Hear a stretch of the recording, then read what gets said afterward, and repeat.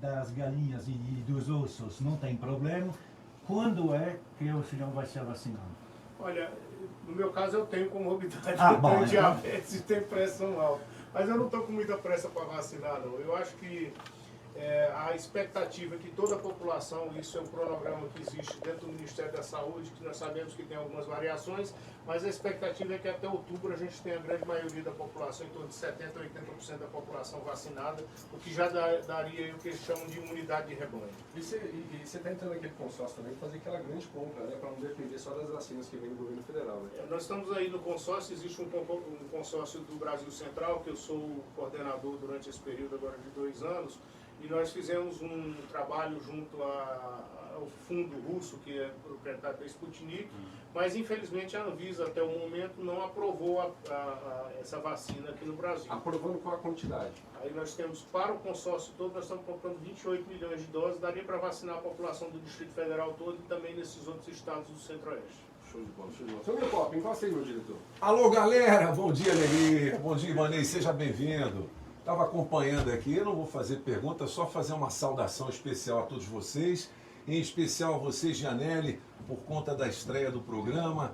Estou aqui revendo grandes amigos também, Paulo Pestana, a galera do Ibanez. Ibanez, alegria receber você aqui, viu? Eu fico feliz também, você sabe do carinho, da amizade que nós temos, que já vem de muitos anos, isso nos alegra muito. Eu estou feliz de estar aqui hoje, Dia das Mães, podendo comemorar, esclarecer a população como um todo. São perguntas muito interessantes que estão surgindo aqui e isso só engrandece o programa e a população que tem acesso a essa informação de forma direta. Legal, ó. Quem não puxa saco, puxa carroça. A Lilian Carran mandou um abraço especial para você. Falou, o governador vai estar, vai. Então mande um abraço para ele. Todos nós. Vai. A turma até brinca, o diário oficial só sai depois que publica do Metrópolis. Legal, galera. Maravilha. Feliz Dia das Mães para toda a galera aí que ouve a Rádio Metrópolis. Parabéns, Sandrão. Valeu, Pop. Obrigado mais uma vez pela confiança, viu? Alex Blau Blau. Alex tá quietinho ali, rapaz, desde 9 da manhã, doido para falar. Bom dia, Sandro. Bom dia, governador. Bom dia, Pop. Bom dia a todos. Só cumprimentar mesmo, Sandro. Não tenho uma pergunta hoje para o governador, apenas pontuar só 2 situações. Eu queria te tomar a campainha, mas para você não, porque não é uma pergunta. Essa? Governador, eu queria dizer para o senhor uma coisa. Não como profissional de rádio, Alex Blobão, mas como um cidadão. E, digamos que pedir até desculpas por algum posicionamento que a gente tenha tomado lá atrás. Eu me lembro, tem na minha carteira até hoje, não está aqui, está lá no meu carro, senão eu mostraria para o senhor, o ingresso do UFC. Mas eu fiquei muito revoltado quando aquele decreto saiu logo naquele dia do UFC. E me coloquei ao lado de Coppola, de Osmar Terra. Fui ignorante, né? Porque a gente que tem conhecimento, a gente só ignora o que a gente conhece. E também, sem conhecimento, falei muita besteira. Isso é uma gripe, coisa e tal. Até a minha esposa ficar assintomática, eu quase morrer, pegando essa Covid-19. E parabenizar o senhor pelas medidas, por ter sido pioneiro, por todas essas medidas que o senhor tomou, que foi a questão de eventos, o lockdown. Eu acho que o lockdown poderia... Confesso para o senhor e falo que poderia ser muito mais severo ainda, porque só quem sabe, só quem perdeu alguém, né? Minha sogra, no dia 12 de dezembro, uma professora conceituada em Goiânia, poderia ter tido lá suas 500, 600 pessoas no seu velório, mas só fomos 7. Eu tive que reconhecer o corpo porque tive Covid. Então a gente sabe que é uma coisa muito séria. E eu queria saber se todo mundo que fica criticando, que vai passar, vai lá fazer aquele tipo de manifestação, desculpa falar, mas uma manifestação imbecil, se eles fossem donos de farmácia ou donos de hospitais, se eles iam estar brigando com o senhor pelo fechamento. Eu só quero parabenizar por todo o serviço, todo o trabalho que tem sido feito. E um outro ponto é na área social, que eu tenho em casa também uma ex-secretária de Serviço Social, então eu sei muito bem como funciona. Parabéns aí pelo governo. A gente fica entristecido porque nós sabemos que o desemprego se agravou muito por conta desses fechamentos, mas nós sabemos que tem que ser tomada a medida. No dia que eles foram fazer a manifestação lá na porta da minha casa, eu achei também meio irracional aquilo ali, mas era o que tinha naquele momento e eu, como digo sempre, deixa manifestar, deixa a turma falar, e eu tenho consciência das coisas que eu faço, procuro fazê-las dentro da razão, auxiliado pelo pessoal da área técnica. E nós sabemos que não é brincadeira o que essa Covid tem causado no mundo todo e aqui não é diferente. Nós chegamos ao ponto aqui, eu falei isso em uma das entrevistas que eu dei esses dias, que tanto faz você ter dinheiro como não. Nós vivemos um momento que não tinha vaga nem em hospital público, nem em hospital privado. E isso é muito grave quando você não tem um atendimento à saúde. Então nós estamos chegando agora num ponto em que as coisas estão graves. Nós chegamos onde tivemos um aumento do percentual de transmissibilidade, mas nós estamos numa fase boa, porque nós estamos agora chegando com os hospitais de campanha. Já abrimos o do Gama, semana que vem nós vamos abrir aqui o do Autódromo, e na próxima semana devemos abrir o outro que está sendo construído, está pronto lá na Ceilândia, mas depende da parte de instalações que a empresa está fazendo a instalação. Isso nos dá pelo menos uma tranquilidade de que a população terá o atendimento. Mas nós pedimos a todos que continuem usando máscara, que façam a higienização das mãos, que evitem aglomerações, para que a gente possa seguir até que a vacinação avance com uma solução que possa ser paliativa. Deixa eu dar um giro rapidinho no nosso Metrozap. Conclui aí, eu vou para o Metrozap. Já que eu tenho toda certeza que os prefeitos, inclusive do entorno, né, da região metropolitana, não gosto de falar entorno, do estado de Goiás, estão ouvindo, eu tenho quase certeza, tenho certeza absoluta, aliás, que eles estão ouvindo essa entrevista, e que todos possam tomar todas as medidas, pelo menos parecidas, né? Conforme foi o primeiro decreto que o senhor lançou, eles tiveram uma reunião emergencial, aí depois o senhor viu que precisava mexer no decreto, eles ficaram só na primeira parte do decreto. Então eu acho que é preciso tomar as medidas que o DF está tomando hoje em dia, porque foi, repito, o pioneiro nessa questão do combate ao Covid. Vou te falar uma coisa, Blá Blá 951, ainda bem que dessa vez a gente não tem governador frouxo sentado naquela cadeira do Curitiba. Olha só, o Daniel lá de Vicente Pires está dizendo o seguinte: governador, quero parabenizar pela iniciativa do programa do remédio em casa, das farmácias de alto custo. Viu? Quero perguntar se o executivo tem alguma iniciativa no sentido de estender o programa de entrega em casa para os alimentos da Secretaria de Saúde. Eu vou puxar mais um aqui. Olha só, tem um rapaziada, o Matheus Botelho do Recanto das Emas. Ele pergunta sobre a possível data de convocação da 8ª turma da Polícia Militar aí para o início do curso de formação. Vou colocar só mais uma, mas você coloca um daí. Esse aqui não, está só parabenizando o governador de Rio aqui pelas obras tão relevantes aí da região ali do Itapuã e do Paraná. Coloca uma daí, Gabriel. Manda um áudio para a gente aí. Só para ter uma ideia. Segura. Por favor. Só para ter uma ideia, no Itapuã, e lá não tinha obras há muito tempo, estão sendo investidos 27 milhões de reais no Itapuã. Nós estamos fazendo terminal rodoviário, escola de qualidade lá para a população. Nós estamos fazendo um trabalho de asfaltamento também com outras ruas lá dentro. São várias obras dentro do Itapuã, 27 milhões de reais em obras. Esse no Remédio em Casa tem possibilidade de ampliação? Esse do Remédio em Casa é um projeto piloto que nós estamos fazendo em parceria com o BRD Serviços. Então a ideia é ampliar realmente. Nós estamos fazendo um teste, agora com a pandemia nós demos uma segurada na ampliação, mas a ideia é ampliar para que a gente tire todas as pessoas daquelas filas que são absurdas até do meu ponto de vista, nas farmácias de alto custo. Desumanas. Governador, falando em BRB, o senhor acabou de falar aí, no seu governo, o senhor trouxe o BRB para ser o grande parceiro da sociedade brasileira nessa guerra contra a pandemia, ou seja, fazendo com que o banco socorresse pequenas e médias empresas, o setor produtivo ficou bem mais forte com isso, enfim, o BRB que estava sempre na porta, nas páginas da polícia, o senhor trouxe exatamente um banco público para fortalecer esse momento da população, como é que o senhor avalia isso? Fala um pouco sobre esse trabalho do BRB. O BRB é um case. Nós tiramos o BRB das páginas policiais, quando nós assumimos ali no Rio de Janeiro, e eu trouxe um dos principais executivos de banco que esse país tem, que é o Paulo Henrique, que é o vice-presidente da Caixa Econômica Federal, e simplesmente eu dei autonomia total ao Paulo Henrique. Eu não tenho um diretor indicado no BRB. Então ele montou a sua equipe de trabalho com toda a liberdade e fez com que o banco desse certo. O banco multiplicou muito os seus valores. O banco hoje ele tem em torno de 14 bi, quando nós recebemos em torno de 1.600 o valor do BRB, mas com o compromisso de trazer o banco para a sociedade do Distrito Federal. Então fizemos já programas para superendividados, principalmente no que diz respeito a servidores públicos. Fizemos uma parceria muito forte com o setor produtivo, FEComércio, Fibra, Sebrae, Isso tem feito com que os empresários do Distrito Federal passassem a ter acesso a crédito orientado. E durante a pandemia, só para que se tenha uma ideia, Antônio, Janelli, o BRB já investiu 5 bilhões de reais no setor produtivo do Distrito Federal. Isso tudo para poder fazer com que as empresas tenham um fôlego aí para sair dessa crise com a maior quantidade de empregos possível. E temos investimentos em obras também, não tem, governador? Além da questão dos investimentos em obras e o retorno financeiro, porque o governo do Distrito Federal é o sócio majoritário do BRB. Então, com o crescimento do banco, com o lucro do banco que tem batido recorde a cada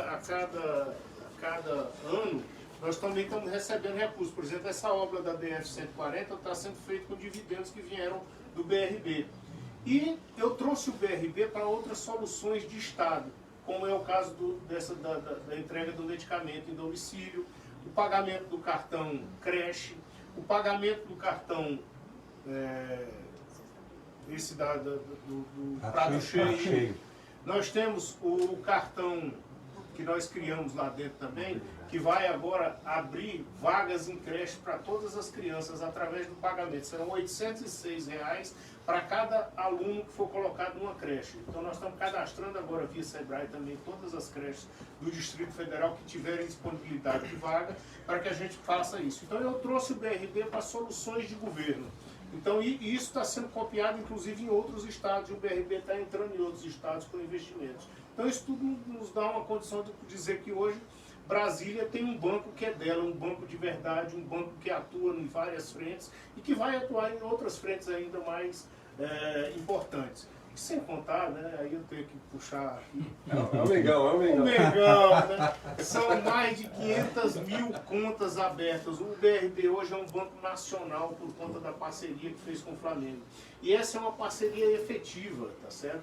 Não é um patrocínio que o BRB chega lá e coloca, não. Eles simplesmente abriram uma parceria de êxito entre o maior time desse país, que tem a maior torcida, com um banco que queria se tornar um banco de âmbito nacional. É uma relação de negócio. É uma né, relação de negócio. Isso. É tanto que no próximo ano eles pretendem fazer um IPO desse banco digital, desse banco BRB Flamengo, e eles esperam apurar em torno de 4 bilhões de reais só com esse negócio. Você vai lucrar mais do que tudo que está investindo. Eu lembro no começo teve algumas críticas, aquela coisa toda, e no final tá aí o lucro.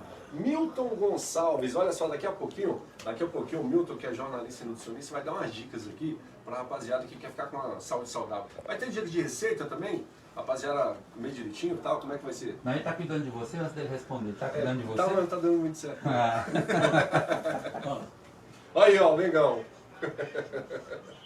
Manda ver, Milton. Muitas dicas de nutrição aí para a galera, para os ouvintes da Rádio Metrópolis. Vamos estar direcionando você para ter uma saúde melhor e mais saudável. É só para baixar, falar mais perto do microfone. Você vai fazer uma pergunta para o governador? Não é Vou perder sim, uma vou sim. oportunidade dessa? Bom dia, Sandro Janelli, bom dia, Alex Balbal, Tony Duarte, Fernando Microfone, vai lá, Vilela. vai, encosta no microfone. A pergunta que eu queria fazer, governador, é a seguinte. O ex-secretário de Saúde, por 4 vezes, nosso saudoso Geoffran Frejá, dizia que a saúde do DF sempre foi referência nacional e que o entorno do DF vai até Roraima, na área da saúde, porque recebe pacientes de muitos estados. Governador, a saúde do DF ainda é uma referência nacional? Olha, o nosso projeto, o nosso trabalho, o que nós planejamos de desenvolvimento na área da saúde, com ampliação dos hospitais, contratação de profissionais, abastecimento, tudo que nós planejamos ficou pouco diante da pandemia, porque nós tivemos que transformar os leitos, principalmente os leitos de UTI, de UCI, em leitos Covid. Então nós tivemos que interromper a cirurgia eletiva. Então o nosso projeto de uma saúde cada vez melhor no Distrito Federal, com ampliação disso tudo, ele foi meio que atrapalhado por conta da pandemia. Mas veio essa situação. O que nós estamos deixando de legado na saúde do Distrito Federal para o pós-pandemia, isso aqui é muito importante, porque nós vamos conseguir recuperar a saúde do Distrito Federal e colocar em níveis elevadíssimos. Porque nós vamos ter estrutura, vamos ter pessoal e temos equipamentos. Então nós estamos investindo muito na área da saúde do Distrito Federal, exatamente pensando que a partir de outubro, com o pós-pandemia, nós vamos ter uma condição de colocar a saúde do Distrito Federal sendo a melhor do Brasil. Governador, a gente vê aí que nessa questão da pandemia, volta e meia, A gente acompanha aí a Agência Brasília, está noticiando que o senhor está sempre valorizando o servidor ali da saúde, pagando gratificações, está pagando alguns precatórios aí que ficaram pendentes. Tem sido fundamental essa ação que o senhor está tendo em valorizar o servidor nessa época de pandemia, para poder não parar o sistema de saúde pública do Olha, Distrito nós Federal? temos que agradecer penhoradamente a todos os servidores da área da saúde no Distrito Federal pelo belíssimo trabalho que realizam, pela coragem com que realizam esse trabalho, por tudo que fizeram ao longo desse período de pandemia e sem pandemia também, porque trabalham com muita dedicação, tanto os servidores da Secretaria de Saúde quanto os servidores do IGES. Então eu tenho um carinho muito grande e eu peguei aí... Isso é uma outra coisa importante para se falar, porque eu não entendo porque diziam que não tinha dinheiro. Tudo que se tratava aqui no Distrito Federal não tinha dinheiro. Eu cheguei lá e não estou vendo falta de dinheiro para nada. Tem dinheiro para obra, tem dinheiro para saúde, tem dinheiro para pagar atrasado. Nós pagamos tudo bem, você tem que ter algumas formas. Por exemplo, existiam as pecúnias dos servidores da saúde que estavam atrasadas há 10 anos. Muitos anos. Eu fui lá e disse assim, olha, eu dou conta de pagar, vamos parcelar? Aceitei, parcelei, baixou um decreto, parcelei 36 vezes e paguei. Qual é o problema? Quinta-feira eu anunciei, as pecúnias também do pessoal da Polícia Civil estavam atrasadas. Aí o sindicato foi lá, levou a demanda de, se tivesse trazido antes eu tinha pago. Parcelei também 10 vezes, estou pagando o pessoal da Polícia Civil. As empresas do Distrito Federal, era todo mundo, todo dia parava uma empresa porque não tinha pagamento, porque tinha não sei quantos pagamentos atrasados. Só na área do transporte nós pagamos mais de 300 milhões de reais de atrasados. Então, tem dinheiro, basta você organizar, você tem que ter credibilidade, tem que enfrentar os problemas. Agora, tem coisas que você tem que dar andamento. Por exemplo, a coragem que nós tivemos na privatização da SEB. Eu quero ver qual é o outro governo que faria uma privatização com o que nós fizemos. Não faria. Eram todos contra. Enrolado Todo mundo por é muitos contra. anos, enrolado por muitos anos. É igual a concessão da linha do metrô. O metrô do Distrito Federal é inviável. Nós teríamos que ter em torno de 4 bilhões de reais para investir, para recuperar e ampliar o metrô do Distrito Federal. Os carros aqui que trafegam com a população são carros que têm 30 anos. Já eram velhos quando vieram para cá. Eles vieram sucateados, né? Era coisa que veio de São Paulo para cá. Agora, onde é que nós vamos arrumar o dinheiro para resolver o problema do metrô do Distrito Federal? Só através da concessão. A saída é a privatização, então. Lá é a concessão do metrô para que uma empresa que tenha recursos consiga trocar os carros, consiga fazer o investimento necessário na melhoria das linhas, para que a gente tenha condições de dar um transporte à população do Distrito Federal. Agora, governador, eu me lembro que no governo Agnello e no governo Hollenberg, as greves, sobretudo do setor de servidores públicos, eram quase todo o tempo. Era do setor da educação, da saúde, polícia civil, polícia militar chegou a fazer tartaruga. Enfim, no seu governo, até agora, a gente não viu greves nesses setores, a não ser a última do metrô, né, por conta... Que é uma greve política. Que é uma greve política. Mas isso é por conta desse relacionamento estreito entre o senhor e os servidores públicos? Olha, a primeira coisa é o seguinte, eu advoguei muitos anos, foram 25 anos advogando para servidores públicos. Então eu compreendo a cabeça do servidor e compreendo a cabeça do sindicalista. E eu sei como tratar. Então eu trato todos com muito respeito, eu trato todos da melhor maneira possível e eu não fico enrolando, digamos assim. Eu coloco quais são os limites que o governo tem e as possibilidades que nós conseguimos alcançar. Então esse relacionamento ele tem sido muito importante. Por exemplo, eu não tinha necessidade de criar um plano de saúde para o servidor público. Mas era um pedido deles de 30 anos. Estava previsto na lei da época do Roriz ainda. Eu implantei o plano de saúde do servidor público, hoje já tem mais de 40 mil servidores públicos que estão no plano de saúde. E você sabe o que é isso? Ele era tratado dentro dos hospitais públicos. Eu, além de economizar, porque ele não está indo para o hospital público, ele agora é atendido em qualquer rede. Nós temos a maior rede credenciada do Centro-Oeste, atendendo o servidor público. E nós ainda vamos fazer uma Os licitação. servidores e familiares chegam a quantas pessoas? Hoje, que já entraram, tem em torno de 40 mil, mas nós esperamos chegar a 80 mil servidores até o final do próximo ano. Nós vamos fazer uma coisa agora no plano de saúde, que é importantíssimo. Nós vamos credenciar um hospital que vai ser só para servidor público aqui no Distrito Federal. Nós vamos abrir uma licitação Muito bom. para credenciar um hospital do servidor público. E ainda desafoga a rede pública. E desafoga a rede pública. E o valor do pagamento, ele começa em torno de R$200 e o valor, o teto do plano de saúde é R$800. Então é uma coisa feita com organização. Então é esse respeito que eu tenho pelo servidor público, pagando por parcelas atrasadas, tratando com respeito e todos sabendo da dificuldade. Nós não temos recursos para dar reajustes. Hoje isso aí não existe. A massa de servidores públicos do Distrito Federal nós não temos Você falou condições. sobre isso. Mas a gente trata com respeito. Eu me lembrei da Polícia Militar, essa questão dos reduções de interstícios. A Polícia Militar hoje é a categoria que menos compreende, menos tem compreensão em relação a isso? Olha, eu assumi um compromisso durante a campanha, Jandair, de que eu daria e iria buscar, iria trabalhar o reajuste das forças de segurança.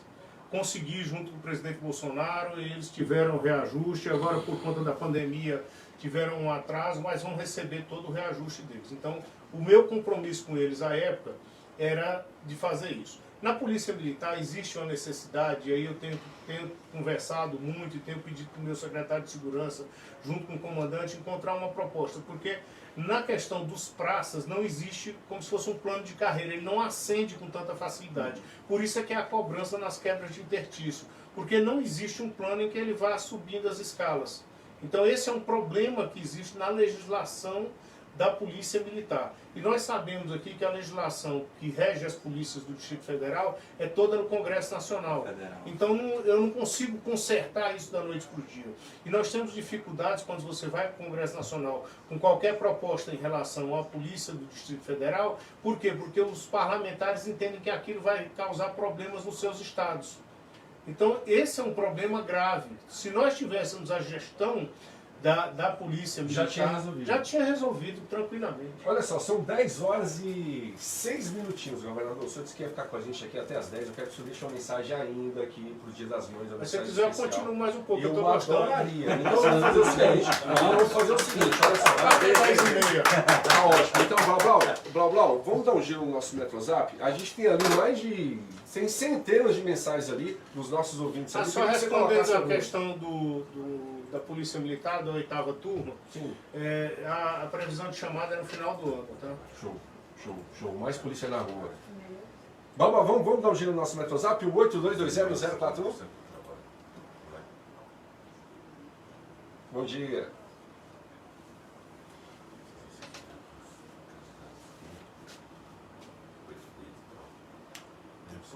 Vamos no break. Tá bom. Vamos no break.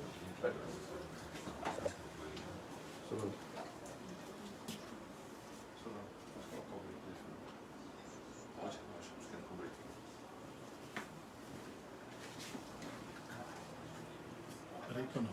Não.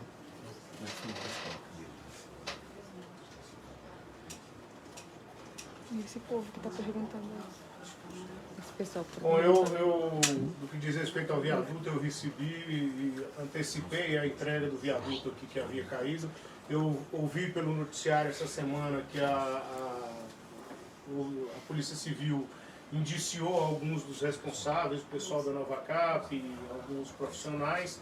E aí nós vamos acompanhar. Nós temos os órgãos de controle aqui no Distrito Federal, tanto o Tribunal de Contas, e eles é quem deve avaliar essa questão. Se houver necessidade de se ajuizar uma ação, a Procuradoria estará à disposição. Agora, foi bom tocar nesse assunto, e aí é importante, porque muitas vezes os governantes, eu notei isso quando assumi, tem muita preocupação de fazer obra nova e não cuida do que tinha no passado. Nós estamos tendo um cuidado de revitalizar. Agora, ano passado, nós revitalizamos a grande maioria das tesourinhas do plano piloto. Esse ano o projeto é terminar a revitalização de todas as tesourinhas do plano piloto. Vamos revitalizar as galerias também, ali aquelas passagens de pedestre que tem. Estamos revitalizando a Ponte Costa e Silva, já está a obra iniciada lá, o pessoal está montando o canteiro de obras. E nós temos um projeto de revitalização de todos os viadutos da cidade. Por quê? Porque se a gente não cuidar, eu sou da filosofia que se você não cuidar do que tem, você nunca vai conseguir ter mais alguma coisa. Então, O trabalho é exatamente esse, é de revitalizar todas as obras, fazer obras novas, mas revitalizar aquelas outras que estão em andamento. Então essa é uma coisa importante, foi colocado por ele. Nós temos uma equipe de monitoramento de todos os locais, de todas as pontes do Distrito Federal, inclusive a ponte JK precisa de uma reforma. Nós estamos vendo se vamos fazer, como não está ainda num nível grave, nós estamos analisando para começar a soltar a licitação no próximo ano. É uma obra de 56 milhões de reais, mas que pode aguardar um pouquinho, porque não existe risco nenhum Obra para a preventiva. população. É obra preventiva. Show de bola. Olha só, a Cleia Paiva, ela está parabenizando o seu governo, isso, valorizar as lideranças comunitárias. Ela pergunta qual será a grande obra que a sua gestão vai deixar ali para a comunidade de São Sebastião. Olha, São Sebastião, primeiro, nós estamos fazendo uma escola lindíssima num prédio que estava abandonado lá. Eu tive a oportunidade de ir lá essa semana. Entregamos em torno de 20 dias atrás, fizemos a entrega da creche lá de São Sebastião, ali perto do Parque dos IPs. Nós vamos fazer agora, estamos mexendo na parte das duplicações e das melhorias da cidade. São Sebastião está passando por um grande processo de melhoria realmente, e eu tenho certeza que São Sebastião vai agradecer muito tudo que nós estamos fazendo. Nós temos que ampliar lá em São Sebastião a questão do atendimento à saúde. Isso aí que nós estamos pensando, vamos soltar agora, vai ter um UBS que vai ser inaugurado no Mangueiral, já vai melhorar um pouquinho ali, mas nós temos que fazer uma obra na área de saúde em São Sebastião. Show de bola, 10 horas e 10 minutinhos. Eu vou liberar mais uma vez o nosso Metrozap aqui, o 82201041. Hoje nós estamos batendo papo aqui com o governador Ibanez Rocha, governador aqui do Distrito Federal. Sapeca daí, Bablau. Bom dia.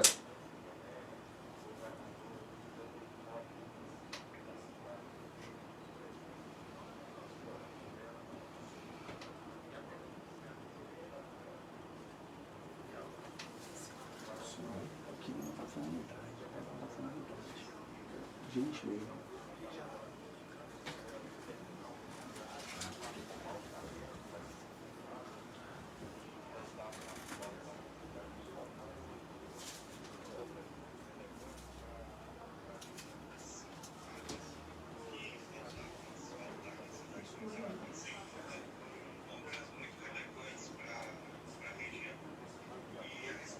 Um abraço. Eu falei ainda há pouco do viaduto do Itapuã, Itapuã Paranoá. O edital já foi lançado, ele foi suspenso pelo Tribunal de Contas, está pedindo alguns ajustes do edital.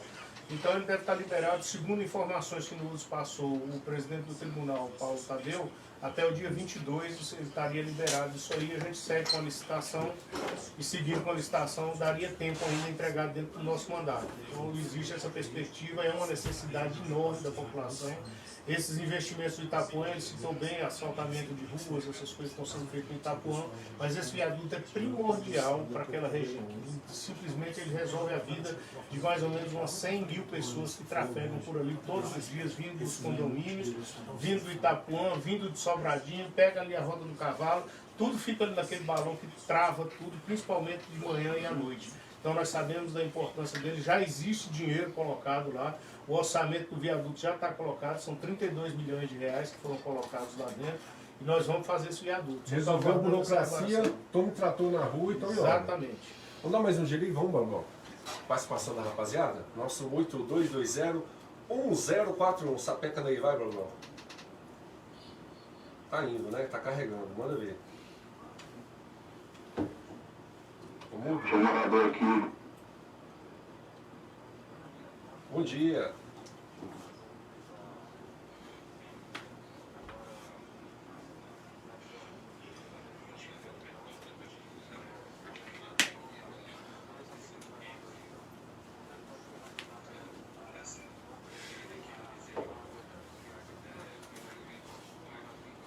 Eu vou até pegar uma carona, governador, que eu também sou morador de lá, queria que o senhor falasse pra gente qual o percentual que já está pronto lá, porque pelo menos na minha região está quase tudo pronto. Já tem 92% da obra pronta, está faltando 8%, que é uma licitação que já foi feita e deve iniciar as obras agora, final de maio, início de junho, para concluir toda a Vicente Pires vai ficar pronta. Agora tem uma coisa aqui que é bom a gente falar nessa questão da revitalização, e é uma coisa que me orgulha muito, porque eu sou morador, nasci em Brasília, morei um período no Piauí, voltei para cá em 1987. Eu acho que desde que eu voltei para cá se falava na reforma da W3 Sul. E hoje ela é uma realidade. A W3 Sul está aí. ela está quase toda pronta, mas eu não parei na W3 Sul não, porque eu tive escritório aqui nesse prédio, aqui no setor de Rádio e Televisão Sul, e nós sabíamos a dificuldade que era aqui no setor de Rádio e Televisão Sul também, e hoje está ficando aí linda essa obra no centro da cidade. Então isso é importante se falar, porque nós estamos pegando projetos que eram projetos que estavam aí há 20, 30 anos, nós estamos conseguindo tirar do papel e fazer deles realidade. Eu não sou de ficar batendo bumbo não, mas eu fico feliz, porque essa W3 era um sonho de todo morador de Brasília. Porque a W3 ela foi apropriada ao pensamento, ao imaginário da população. Agora eu não vou ficar só no centro não. Nós vamos começar a obra agora, nós vamos revitalizar toda a Hélio Prates, nós vamos começar lá da Ceilândia, lá do final, lá do troncamento com o sol nascente, e nós vamos revitalizar toda a Hélio Prates. Da mesma maneira, eu estou fazendo um projeto de revitalização, está parado no Tribunal de Contas, mas também tem a promessa que vai sair logo. Nós vamos revitalizar a Avenida Paranoá, que vai ficar lindíssimo. O projeto é simplesmente maravilhoso. E mandei fazer também os projetos, já estão ficando prontos e vão para a licitação, que é para a gente revitalizar toda a área de um dos setores mais importantes aqui do Distrito Federal, que é ali onde nós temos na Vila Planalto, que tem os restaurantes, tem tudo. Então tem um projeto de revitalização que vai transformar a Vila Planalto no maior ponto de restaurantes a céu aberto do Distrito Federal. Eu fiquei nos últimos 10 anos ouvindo falar que não tinha dinheiro. Faltava dinheiro, não tem dinheiro, falta dinheiro e não aconteceu nada. E agora está acontecendo esse tanto de coisa. Como é que explica isso? Eu não consigo entender muito bem, não. De repente apareceu um crédito especial, caiu dinheiro, sei lá. Nós estamos até em Vocês estão dificuldade. fabricando, eu já sei, vocês estão fabricando dinheiro no BRB, só pode, não tem condições. Não tem nada disso. Inclusive, esse ano, nós pegamos o governo sem condições de tirar financiamentos de bancos internacionais, não podia tirar nada, porque nós chamamos de CAPAG, que é a capacidade de pagamento nossa, está na classe C.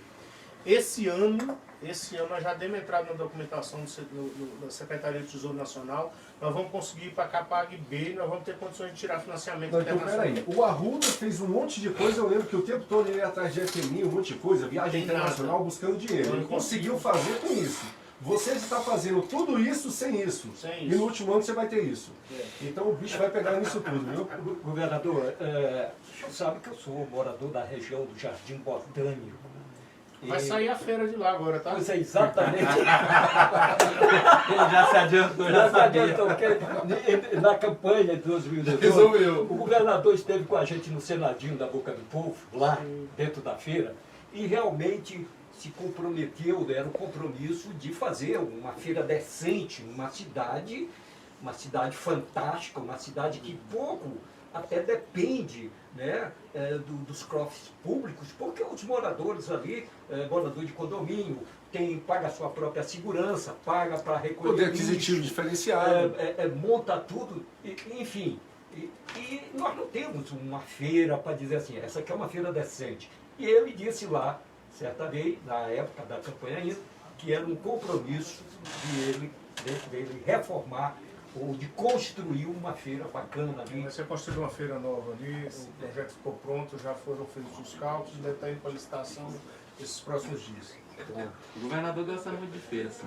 Eu adoro. Inclusive ele vai lá na minha lá de Vicente Pires de vez em No quando. Bandeirante lá da minha mãe, ele A também. Bandeirante já começou a reforma. Eu vi lá. Mas, governador, eu quero trazer um pouco aí mais agora essa questão da política. Eu tive a oportunidade de entrevistá-lo quando advogado e hoje estou aqui entrevistando como governador. O senhor está gostando de ser político? Como é que está isso? Olha, a política tem uma coisa que é diferente da advocacia. Na advocacia você transforma a vida das pessoas através das decisões judiciais, que você, como advogado, promove. Na política você transforma a vida das pessoas pelas ações que você toma. E o poder de transformar a vida das pessoas é muito gostoso, é muito importante. O olhar de pessoas, como eu vi lá do assentamento, o assentamento que tem ali perto de Planaltina, Oziel. Eles foram essa semana lá e nós fizemos a escritura, eles estão lá há 30 anos, 25, 30 anos que eles estão lá ocupando esse assentamento. Então você vai, através de uma escritura pública de doação, você vai lá e muda a vida de cento e tantas famílias, 160 famílias que residem lá. Então na política tem isso, você tem o poder de transformar. Tem a parte dolorosa, e dói, porque você tem que tomar decisões. E eu não tenho medo de tomar decisões. Eu sempre digo que eu gosto de caneta, eu tenho várias canetas, e eu uso a caneta realmente. Eu não tenho medo de usar a caneta. E tem horas que as decisões elas são muito duras, como foi na época da pandemia, decisões quando você tem que exonerar algum secretário, alguma pessoa, você tem que fazer a troca, então tem esse lado. Então, se você perguntar no apanhado todo se eu estou gostando de ser político, eu estou adorando. Se você, eu queria saber o seguinte, se você pudesse voltar uns 4 anos atrás, o governador Ibanez pudesse voltar no tempo e dar um conselho para o advogado Ibanez Rocha, que conselho seria? Olha, se fossem meus filhos dando esse conselho, eles diriam para eu voltar para o escritório. Se fosse eu me dando conselho, eu diria, vá para a política, porque é uma maneira muito importante, uma maneira muito efetiva de se transformar a vida de muitas pessoas. Gostei, viu, Tony? Firmeza, tá gostando do que tá fazendo e vem forte para a reeleição. Encosta aí, Larissa, eu quero uma voz feminina aqui nesse programa, vai. Larissa do Vale, do esquerda. Bom dia, governador, tudo bem? Governador, eu acompanho as suas redes sociais e vi que há 3 dias o senhor lançou o Pró-Economia, que é um pacote de medidas que tem o objetivo de reaquecer a economia. E eu queria saber quais são as principais medidas que serão tomadas nesse pacote para ajudar a economia. Olha, nós estamos com redução de tributos do ISS de 5% para 2% de várias categorias, diferimento de pagamento, principalmente para o pessoal de eventos que está sofrendo muito nesse momento. Nós mandamos para a Câmara Legislativa uma isenção também do IPVA para o pessoal das autoescolas que estão sofrendo muito nesse período. Então nós juntamos um monte de programas que eram pedidos há muito tempo, pessoal da ADEME, no que diz respeito a pagamento de IPTU, o IPTU tinha que ser pago antecipado, senão não era feita a escritura. Nós colocamos que ele pode ser parcelado e a escritura pode ser feita já no primeiro momento. Então é um pacote em torno de 1 bilhão e 200 milhões de reais, no entendimento de que nós não estamos jogando dinheiro fora, né, porque ele está sobrando, nem por causa nada disso. É porque se você não der fôlego para a economia agora, a queda de arrecadação vai ser muito maior daqui a pouco. Então a hora agora é de apoiar todos os empreendedores para que eles não desistam do Distrito Federal. E nós estamos fazendo esse pacote de exoneração desde o início do nosso governo. Quem não se lembra aqui da antiga DIFAL, que era um crime que se cometia com todos os comerciantes aqui do Distrito Federal, onde ele tinha que antecipar o pagamento daquilo que ele não sabia se ia vender. E aí nós acabamos com a DIFAL e todo mundo diz, esse cara é louco, porque ele está assumindo um governo quebrado e está abrindo um monte de tributação. Eu digo, olha, nós temos que dar condições para que os nossos empresários sigam adiante na sua vida. Basta ver o sucesso que foi. Nós fizemos o refis mais agressivo de todos os tempos. Isso foi feito em época de crise, com muitas críticas. Mas conseguimos convencer a Câmara Legislativa, aprovamos o refis mais agressivo de todos os tempos. E arrecadamos 3 bilhões de reais no refis.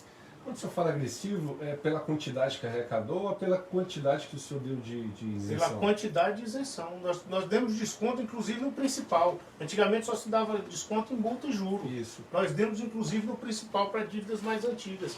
Então, os empresários tiveram a oportunidade de limpar a camisa nesse refis. A adesão foi alta, né, governador? Altíssima. Agora, governador, voltando à pauta política, a gente está aí há um ano e alguns meses de uma eleição de 2022. Claro que há movimentos, né, de oposição, movimento para lá e para cá. Claro que também o senhor tem mais focado nessa questão da pandemia, de construir obras e cuidar da população, mas a gente pergunta o seguinte, tem conversas de todos os tipos, dizem que o senhor é candidato a presidente da República, ou seria vice de alguém, ou seria candidato a senador, não seria mais governador.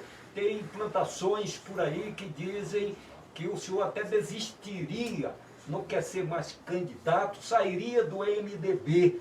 Enfim, fale um pouco sobre isso, esses movimentos de oposição, implantações de notícias em relação à sua vida. Eu acredito que seja realmente plantação de notícias. A questão do Senado, por mais valoroso que seja o cargo, eu não tenho muito um veio parlamentar, eu sou mais executivo, eu gosto de ter a caneta na mão e de fazer as coisas acontecerem, com todo respeito aos senadores, inclusive do Distrito Federal. No que diz respeito ao partido, eu tenho um carinho muito grande pelo MDB.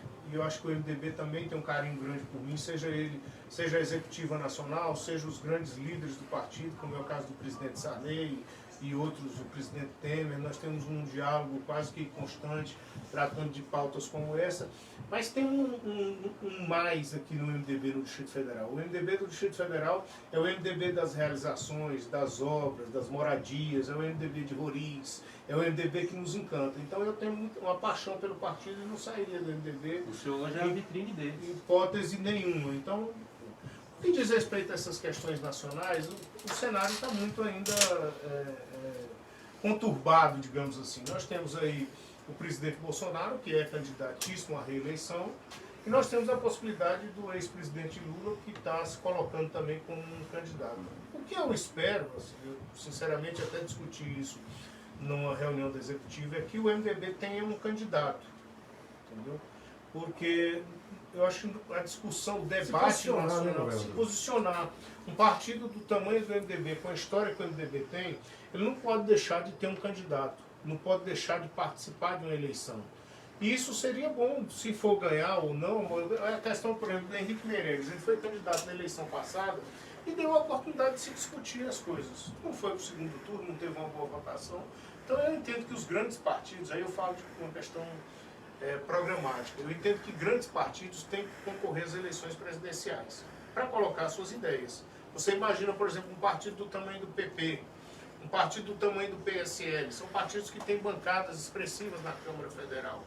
Como um partido desse não vai ter um candidato, ele corre o risco, inclusive, de sumir do cenário se ele não tiver.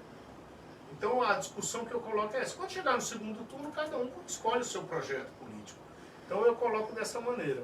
Agora o meu projeto político está no Distrito Federal, você pode ter certeza disso. Ele, para sair daqui, teria que ser uma proposta muito bem formulada, dentro de um projeto que fosse ajudar a população do Distrito Federal.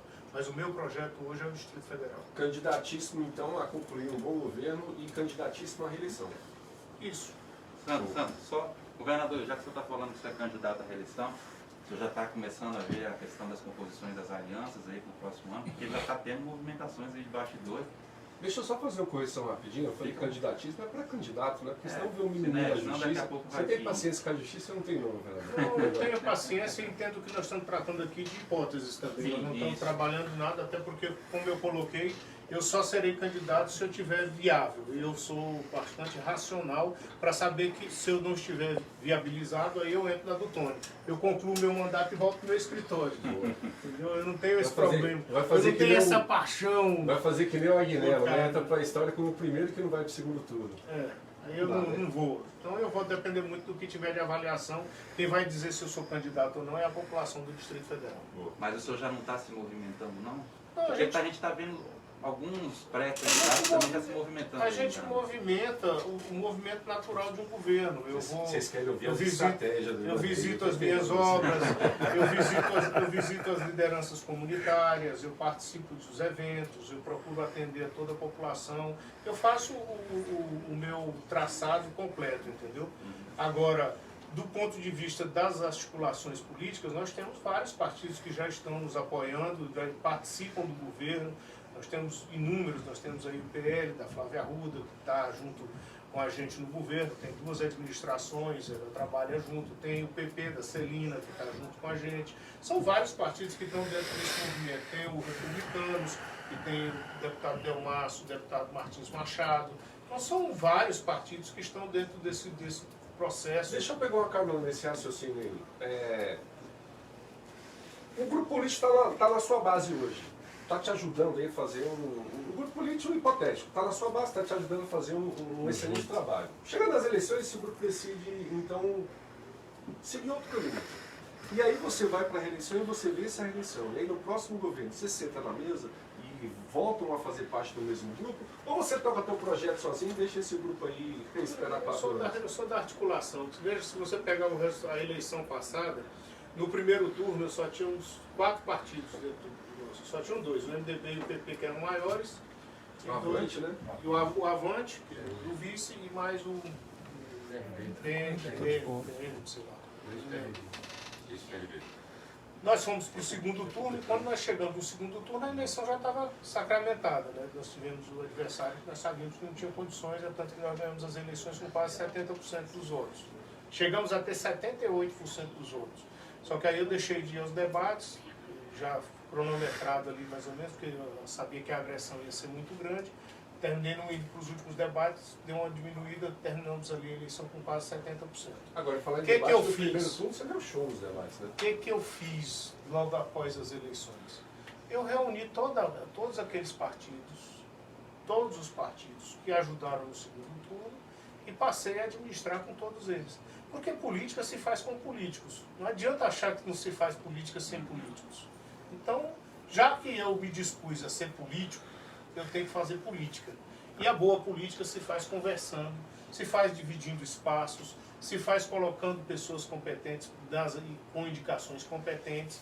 É assim que se faz política. Nós vivemos aqui no Brasil presidencialismo de coalizão, e é que se reflita nos governos.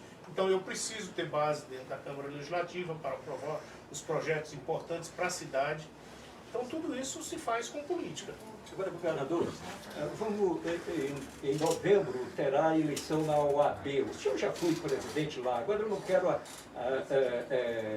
eu não estou aqui agora entrevistando nesse momento o governador, mas o advogado. Como advogado e filiado à OAB-BF, órgão que o senhor já foi presidente, claro, como é que o senhor, qual a avaliação o senhor faz da gestão atual e o que deveria, o que o senhor defende que possa mudar para melhorar o trabalho dos mais de 50 mil advogados do Distrito Federal? Olha, se houve, eu não estou frequentando, mas eu tenho o escritório de advocacia, continua funcionando, são muitos advogados, é que existiu uma ausência ao longo desse período da participação mais efetiva do presidente da ordem. Não sei se por conta da pandemia também, que impediu as reuniões, é um período também muito difícil para ele, porque até as entregas de carteira ficaram suspensas porque não teve prova da ordem. Mas o que se ouve da advocacia é que houve uma ausência muito grande da presença da OAB, tanto nos temas dos advogados, quanto nos temas de importância para a cidade. Então, isso é o que se ouve falar. Do outro lado, o que existe aí foi uma eleição onde o atual presidente ganhou com 200 votos de diferença, o que é muito pouco no ambiente onde se tem quase 50 mil inscritos. E o grupo ao qual eu pertenço, ao qual eu pertencia quando fui presidente, eles têm o desejo de lançar um candidato. Eles estão aí, segundo eu vi, com 4 pré-candidaturas lançadas, mas todos unidos que vão chegar a um consenso para ter um nome só. E aí tem a Thaís, nós temos o Kleber Lopes, nós temos o Everardo Gueiros e ouvi falar também do Evandro Pertence. Eles estão discutindo dentro desse ambiente para ver quem será o candidato, qual será a composição da chapa. Eu acho que essa eleição vai ser uma eleição disputada, até porque a eleição passada deixou um resquício muito grande em relação a isso.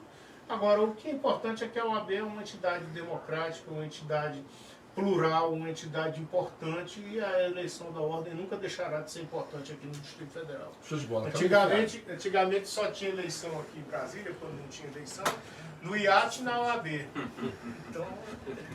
Olha só, para você que está chegando agora, são 10 horas e 32 minutinhos, nós estamos batendo papo aqui, recebendo aqui nos estúdios da Metrópolis FM, o governador do Distrito Federal, Ibanez Rocha, agora com a palavra publicitária Camilo Fialho.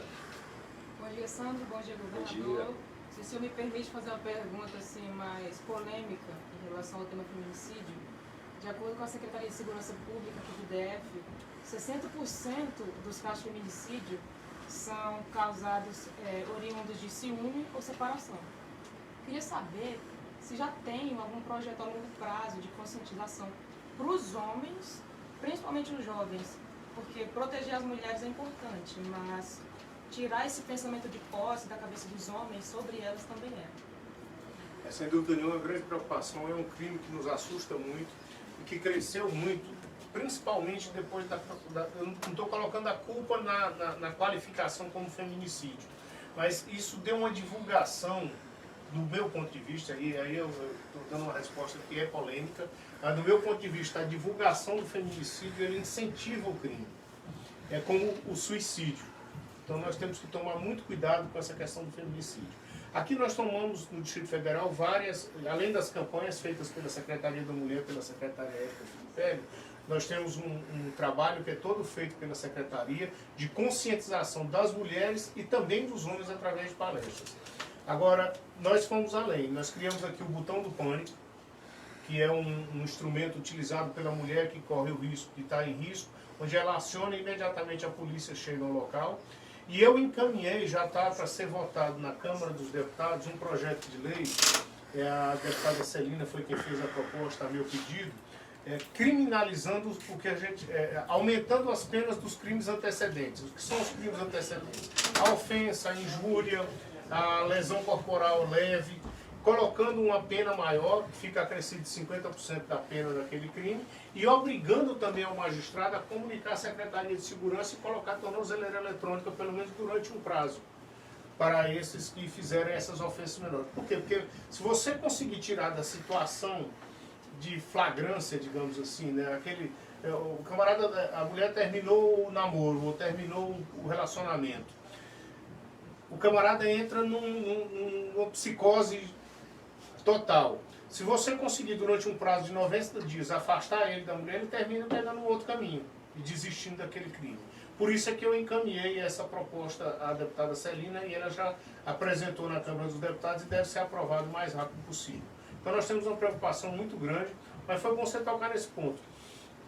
Porque quando nós chegamos aqui no Distrito Federal, nem a Casa da Mulher Brasileira estava funcionando. Era ali na L2, fechada, um prédio que foi mal construído, está lá para cair. Nós alugamos um prédio todo, lá no centro da Ceilândia, que é onde o problema acontece com a maior frequência. Reformamos o prédio todo e eu estive lá 15 dias atrás, inaugurando junto com a ministra Damares.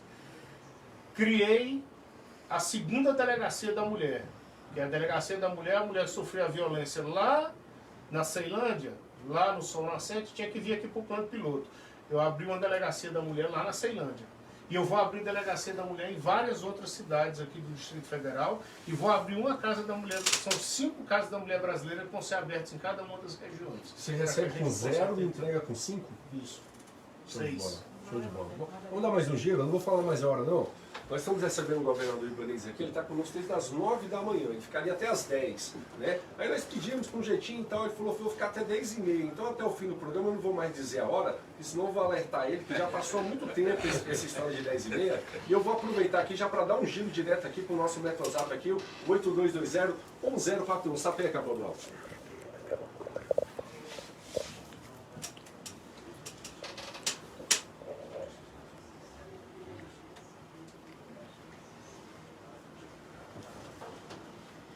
Eu estou já com essa parte em estudo e o que eu quero ver se a gente consegue liberar pelo menos com 25% do público a partir de sexta-feira, quando nós vamos lá abrir o segundo hospital de campanha. Aí eu acho que a gente já tem condições. Abre primeiro com 25% do espaço, avalia, aí eu vou aumentando os custos. Bacana, show de bola, show de bola. Manda mais um ali, Babão. Escolhe aí sem filtro, manda ver.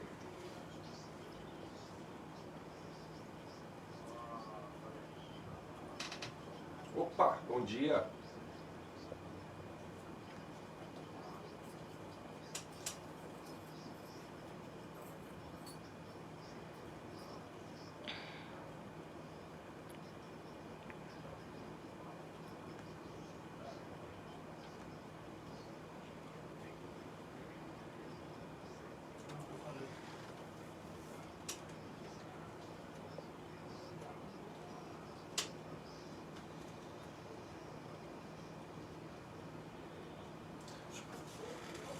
Show de bola. O seu governador já falou que deu em primeira mão aqui, né? Em junho agora sai a licitação das UTIs de Planaltina.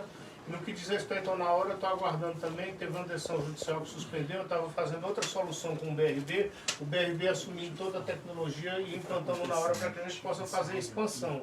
Nós entramos com recurso essa semana, eu acho que mais uns dias aí deve sair a decisão. Saindo da decisão, o BRB consolida e a gente abre em todas as cidades. Bacana, show de bola. Fernando Duarte. Muito bem. Eu queria ainda perguntar ao senhor, governador, como é que está a relação política entre o Executivo e o Legislativo do Distrito Federal, bem como a bancada federal. Tem tido uma boa relação? Olha, com os deputados aqui do Distrito Federal, eu tenho uma excelente relação, inclusive com deputados de oposição, como é o caso do Chico Vigilante, Arlete Sampaio, são sempre muito respeitosos com a gente. Tem aqueles que não têm, digamos assim, são oposição programática também, mas tem funcionado. Nós já chegamos ao ponto de ter votações aqui no Distrito Federal e que os 24 deputados apoiaram a proposta. Agora, nós temos que entender também qual foi o cenário político que nós herdamos de 2018. Nós tivemos 24 deputados eleitos em 19 partidos diferentes. Isso gera, em determinados momentos, uma determinada instabilidade. Mas, no geral, a minha relação com a Câmara Legislativa é maravilhosa. Os projetos que foram encaminhados, todos foram aprovados. Eu ouço as sugestões deles sempre que for possível. Um dos casos foi o próprio Refis, que eu mandei a primeira vez, eles rejeitaram. Depois discutimos na mesa com todos eles, foi aprovado o Refis. Então, eu tenho uma excelente relação. Com a bancada federal, nós sabemos que tem alguns dos que estão ali que são candidatos, ou pelo menos se colocam como candidatos ao governo do Distrito Federal, e aí buscam fazer uma oposição mais rígida. Mas eu tenho um bom relacionamento com quase todos. Olha só, tem uma pergunta aqui do Adelivaldo, lá do Vicente Pires, Adelivaldo Cardoso. Ele diz o seguinte: governador, a pandemia tem atrapalhado a volta às aulas, em especial o projeto das escolas cívico-militares. Esse projeto ele continua, caso o senhor venha a ser reeleito, e as aulas? Tem previsão de volta? As aulas têm previsão de volta para julho, logo após as férias de julho. E no que diz respeito às escolas cívico-militares, elas também vão continuar com o projeto ainda nesse governo, e caso a gente venha a ser reeleito, vai continuar no próximo governo também. A ideia nossa é ampliar. As escolas cívico-militares têm uma aprovação da população altíssima, onde elas entraram, diminuiu inclusive os índices de violência na região. Então nós queremos realmente que elas continuem com um projeto, que não é como se fosse um projeto piloto, para que a gente possa expandir também e criar uma qualidade de ensino como um todo maravilhosa. Show de bola. Dá mais um giro aí no Metrozap, Blondão, no nosso 8220-1041. Uma pergunta aqui para o governador Ibanez. Bom dia. Show.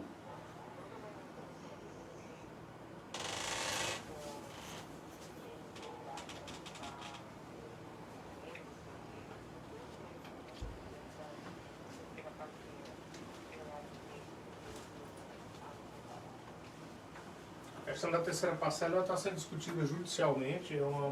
Existe uma controvérsia muito grande quanto a esse reajuste que foi dado lá atrás. Tem inclusive julgamento contrário do Supremo Tribunal Federal, e nós estamos aguardando a conclusão desses processos para que a gente não incorra num crime de improbidade administrativa, fazendo um pagamento administrativo de uma parcela que ainda é controvertida no âmbito da Justiça. Aquilo que era incontroverso, eu paguei, fiz os pagamentos, entendeu? Agora, essas que são parcelas que são bastante controvertidas, eu tenho que aguardar a decisão judicial. Tendo o ponto final da Justiça, você resolve aqui. Exatamente. José Fernando Vilela. Governador, queria saber o senhor falando aí dessa questão das ações da pandemia. O senhor sai aí nas ruas, o seu carro não tem vidro fumê nem nada. O senhor acha que tem sido difícil convencer a população a ficar ali, a atender essas questões das regras? Que quando o senhor sempre decreta um toque de recolher, uma coisa ou outra, sempre vem essas críticas. Você acha que a população está faltando um pouco fazer a sua parte também? Olha, os estudos, segundo me passam e os técnicos da Secretaria, é que é muito difícil você manter uma pessoa em casa durante um período muito longo. Isso aí é natural. Segundo, inclusive no toque de recolher, quando nós fizemos lá atrás o lockdown, o que se colocava era em torno de 90 dias que a gente conseguiria manter a população dentro. Foi um prazo importante, porque nós conseguimos ampliar a rede hospitalar, conseguimos nos preparar, então aquilo ajudou muito. No que diz respeito ao toque de recolher, esses últimos que foram feitos, a grande parte da população atendeu e atendeu bem. Isso nos dá uma condição, principalmente que é o maior foco hoje, que eram os bares, entendeu? As baladas que eram feitas. Então, com o toque de recolher, a gente consegue fiscalizar melhor essas baladas e esses bares que ficavam lotados. O senhor declarou ontem ou anteontem que, aliás, no dia da inauguração do Hospital de Campanha do Gama, no seu discurso, o senhor colocou lá que a sua previsão, a sua estima que até outubro a população do DF estaria totalmente vacinada. Essa previsão que o senhor está fazendo ela pode se concretizar, governador? Ela é feita com base no cronograma do Ministério da Saúde, entendeu? De entrega de vacinas que eles têm no Ministério da Saúde e o número da nossa população. Então, se a gente chegar, a previsão é a gente chegar em torno de 70% a 80% até outubro, o que daria o que chama de imunidade de rebanho, e aí nós teríamos uma condição bem melhor para trabalhar com a liberdade nos nossos hospitais, nos nossos leitos, ficaria muito mais fácil. Bacana, show de bola. Eu queria que o senhor falasse para a gente, concluindo o seu governo no ano que vem, qual é o legado que você quer deixar para a população do Distrito Federal? Eu acho que o principal legado, e aí essa vai ser minha última resposta, porque eu já estou sendo chamado aqui pela mulher, no Dia das Mães ela está cobrando. O principal legado vai ser o cuidado com a cidade, entendeu? E com as pessoas. Eu acho que eu tenho isso. É uma coisa que me deixou bastante sensibilizado, é que eu passei muitos anos na advocacia, e a hora que eu tinha mais contato com as pessoas mais humildes, as pessoas mais carentes, era quando eu ia lá na fazenda, lá no Piauí. Eu passei a conviver com a população aqui da cidade, passei a ter carinho pela população, pelas pessoas, pelas feiras, pelas pessoas que estão ali na rua, eu passei a ter amor pela população do Distrito Federal. Então nós vamos ter esse legado de obras, mas são obras que são importantes e demonstram o carinho que eu tenho pela cidade. E o legado com as pessoas do Distrito Federal, as pessoas que são mais humildes principalmente. Então, quando você vai, ontem, por exemplo, eu estava na Ceilândia distribuindo cestas básicas, você vê o carinho das pessoas abraçando, pedindo para eu tirar uma foto, isso é muito... Isso deixa a gente... Gratificante, né? É gratificante, entendeu? Então, eu acho que o legado que fica é esse, o legado do carinho pela cidade, o legado do carinho pelas pessoas do Distrito Federal. E isso eu vou levar para o resto da minha vida. E a gente de verdade, não tem maquiagem, não tem interesse. Não tem nada, a única coisa que eles querem ali é estar próximo. Ontem teve gente que chegava perto de mim e esquecia de receber a cesta básica e preferia me abraçar. Então, isso é muito legal. Governador, quero agradecer imensamente aqui a sua presença. São 10 horas e 45 minutos, temos aqui 1 hora e 45 minutos com o senhor aqui no estúdio. Eu queria que o senhor deixasse aqui o principal para hoje, uma mensagem aí especial para todas as mães aí do Distrito Federal. Olha, gente, mãe é tudo. Eu vou contar uma coisa para vocês. Eu tenho muito orgulho da mãe que eu tenho. Minha mãe é auxiliar de enfermagem daqui da Fundação Hospitalar do Distrito Federal. Foi para o interior do Piauí com meu pai na época que ele resolveu ir embora para lá. E ela deixou para a gente, para mim, para os meus dois irmãos, um legado de trabalho, de carinho, de amor, de estudo. Para minha mãe, ela sempre colocou que a única maneira de se transformar a vida da pessoa é através do estudo. Então esse amor que ela passou para os filhos, que ela transmite para a gente, Dona Maria Mercedes, eu espero poder transferir também para todas as mães do Distrito Federal. Eu quero que todas as mães tenham esse amor no coração, esse carinho, e eu me coloco hoje como filho de todas as mães do Distrito Federal. É muito amor, muito carinho, é um dia muito importante, são pessoas de muita importância para todos nós, aqueles que têm, aqueles que já perderam. É só alegria quando você chega perto do colo de uma mãe. Então fica meu abraço a todas as mães do Distrito Federal, meu abraço à minha esposa, que é mãe do meu pequeno Mateus, e eu tenho esperança de que nós vamos ter ainda muitos anos de uma vida muito boa e que todas as mães do Distrito Federal se sintam abraçadas nesse momento. Show de bola, show de bola. São 10 horas e 47 minutinhos. Eu agradeço aqui imensamente a presença do nosso governador Ibanez Rocha. Eu vou fazer o seguinte, vou tocar uma música agora, Bablau, rapidinho, e a gente continua aqui até as 11 da manhã. Vamos pro break? Manda ver então. Sandra. Sou leigo. Está na hora mesmo de botar o chapéu de couro. Vou encerrar aqui. Vou encerrar. Vai dar uma foto aí, Sandra.